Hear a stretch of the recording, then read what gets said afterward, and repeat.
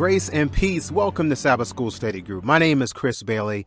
On behalf of Change Ministry, we're so glad that you're making us a part of your walk with Jesus. In fact, this week we're going to take a walk through Acts 21, Acts 22, and Acts 23 as we talk about Paul arrested in Jerusalem. What lessons can we learn from his apprehension?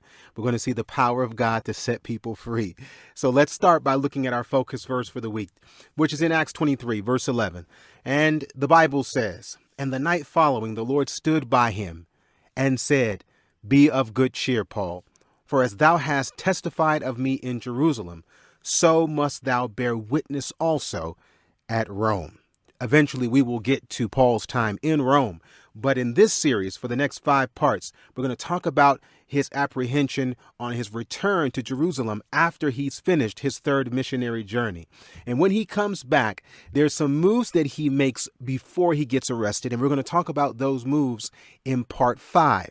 But in part 1, we're going to start by looking at the actual arrest. And the lesson that we can learn here is that you can't please all of the people any of the time. So always seek to please God. Paul ends up in this situation after he's made some moves of compromise versus conviction. But again, we'll talk about that later. And in response to these moves, let's see what happens in Acts 21, verse 27. It says, "And when the 7 days were almost ended, the Jews which were of Asia, when they saw him in the temple, stirred up all the people and laid hands on him." So here we find him being arrested.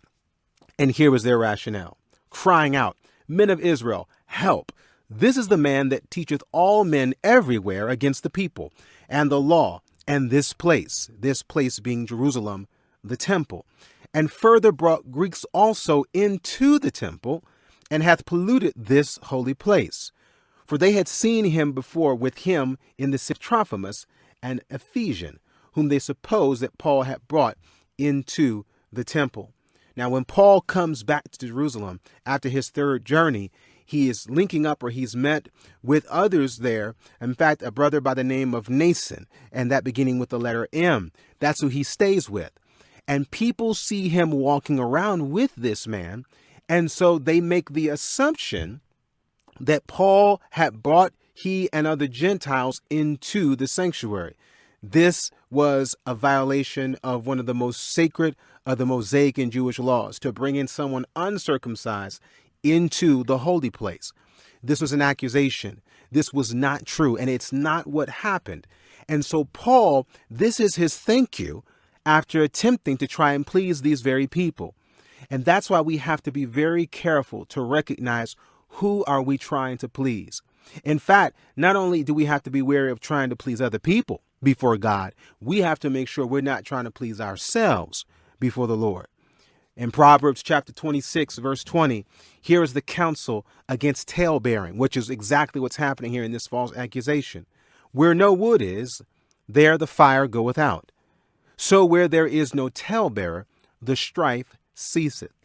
As coals are to burning coals and wood to fire, so is a contentious man to kindle strife. The words of a talebearer are as wounds, and they go down into the innermost parts of the belly." Talebearing or bearing false witness, gossiping, lying, they wound us even to our very belly. They are mortal wounds, and they are without the grace of the Lord. And when we recognize that when we deal with the issue of talebearing, when those tales go away, the fire goes away.